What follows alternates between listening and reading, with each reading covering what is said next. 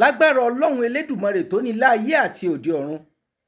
Àní kábàámọ̀ yìí pé a ṣe wá sílé ayé o. Àtàwa, àtọmọ, àtaya, àtọkọ àti gbogbo olólùfẹ́ wa, àbámọ̀ aburú kò ní ṣẹlẹ̀ sẹ́nì kọ̀ọ̀kan wa. Láyé àtijọ́, Àdìgún oníyẹtí ó bọ́ Ògún nílé, ó bá Fálọ́ọ̀dẹ̀, ó sì lágbára gan. Jagunjagun ni iṣẹ́ àwọn babaláku bàbá rẹ̀ ni. Ṣùgbọ́n Àdìgún tún lọ sẹ́yìn odi ìlú, wọ́n tún rán an níbẹ̀ kó tún lọ kọ́ṣẹ́ ogun. Àdìgún yáwọ́ níbi ká fi idà jà. Àdìgún jagun lọ́tún ó kọ́ alára. Àdìgún jagun lósì ó kájèrò. Àdìgún kógun dé lú Ọ̀ràngún ńlá, ó ṣẹ́gun ó borí gbogbo wọn. Àdìgún oníyẹtí, yẹtí kan ń bẹ lápá etí Àdìgún tí mò ń sọ̀rọ̀ rẹ̀ yìí. Yẹtí yìí ló máa ń ṣàlàyé fún un tí ogun bá fẹ́ burú. Yẹtí yìí ló máa ń sọ fún un tí ilẹ̀ bá fẹ́ dàrú.